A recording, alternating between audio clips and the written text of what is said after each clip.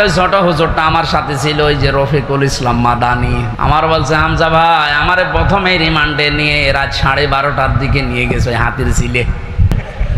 আমারে নিয়ে পুরা উলঙ্গ করে একটা সিগারেট হাতে ধরিয়ে দিল। একটা অন্ধ উলঙ্গ মেয়ে লোক কোন জায়গা থেকে যেন নিয়ে আসলো, রাস্তার দুই পাশে ব্যারিকেড দিয়ে বন্ধ করা।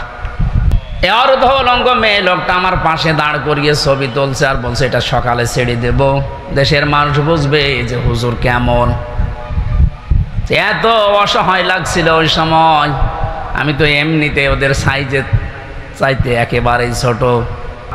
আল্লাহ তুমি সব দেখেছো, আমারে যেভাবে ওরা অপমান করেছে ওকেও এইভাবে করো।